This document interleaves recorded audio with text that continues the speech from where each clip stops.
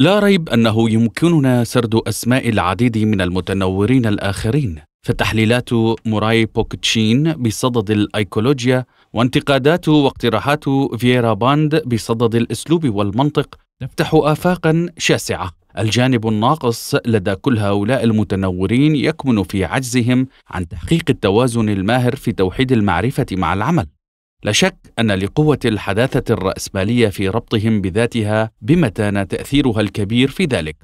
فرغم زعم المدرسة الماركسية أنها تشكل الانتقاد الأكثر صرامة وعلمية بحق الرأسمالية، إلا أنها لم تتمكن من إعاقة تهاويها بشكل هزلي إلى مرتبة التحول لأداة مفيدة جدا للنظام بخصوص السلطة المعرفية، ولم تستطع النجاة من التحول إلى جناح يساري للليبرالية. وتجربة 150 عاما برهان كاف على ذلك.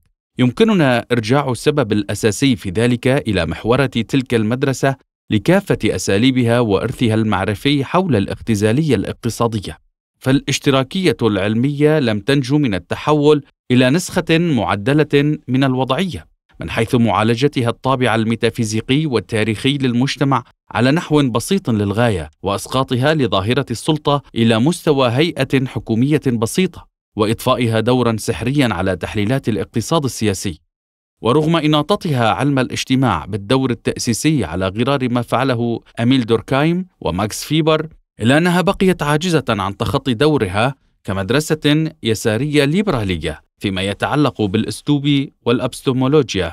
مرة أخرى يتجلى بكل وضوح أن المهم والمعين في الأمر ليس النوايا، بل بؤر قوى الصهر والدمج والإرفاق، والتي تتحكم بالمجتمع على يد النظام المهيمن، الأسلوب، السلطة المعرفية، القوة التقنية. ورغم أهمية الاقتصاد كقوة مهمة، إلا أنه وبدون تحليله بشكل سليم مع السلطة والقوى الميتافيزيقية الأساسية الأخرى بعين تاريخية واجتماعية ثاقبة، فإن العزم على تخطي الحداثة الرأسمالية والتغلب عليها وطرح المشاكل العالقة وصياغة طرق الحل في سبيل ذلك وترجمتها إلى الممارسة العملية، إن العزم على كل ذلك لن يثمر عن شيء جاد، بل لن يذهب أبعد من الوقوع في الوضعية الفظة. والواقع العملي والنظري القائم يبرهن هذه الحقيقة بما فيها الكفاية.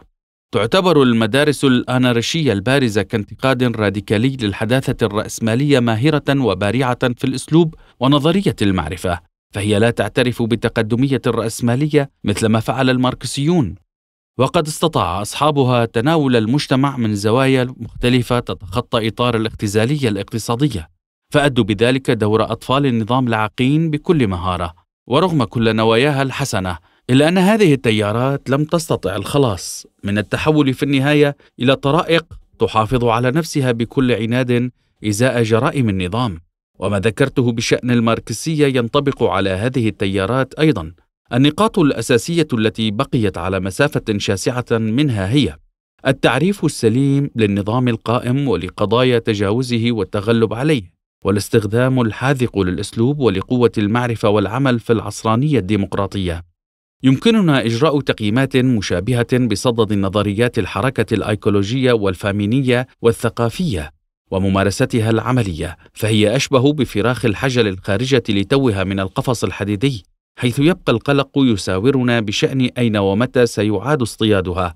مع ذلك من المهم النظر إليها كحركات واعدة، حيث بإمكانها تقديم مساهمات جمة عندما يتطور التيار الأساسي البديل، في حين أن التيارات الديمقراطية الاجتماعية وحركات التحرر الوطني التحمت مبكرا جدا بالنظام العصري، وغدت قوة دافعة له ومطيلة لعمره، ونجحت في التحول إلى مذهبين منيعين للتيار الليبرالي المحوري. إني على قناعة بأن الطرح المقتضب لمقاربة المناهضة للاستشراق سيكون مساهمة مفيدة في التوجه نحو النتيجة، كما أني منتبه لبقاء في خضم تناقض جاد لدى مراقبة لذاتي تجاه الحداثة. يمكنني ذكر سببين لهذا الأمر على الفور. أولهما تأثير الثقافة الشرق أوسطية الكلاسيكية والمتميزة بتناقضاتها وبالتالي بقضاياها الجذرية مع الحداثة الرأسمالية. فثقافة الشرق الأوسط تتصف قبل كل شيء براديكاليتها البالغة من حيث إيلائها الأولوية للمجتمع، لدرجة لا يمكن للفردية أن تنتعش في المجتمع بسهولة، بل إن الروابط الاجتماعية معيار أساسي في تقييم الشخصية. حيث يبجل الالتزام بالمجتمع إلى أبعد حد، وللدين والتقاليد السائدة تأثيرهما القوي في ذلك. أما الانقطاع عن المجتمع فينظر إليه بعين الازدراء، ويصبح موضوعا للسخرية والتهكم، وهذا لا يستساغ تغيير المجموعة أيضا.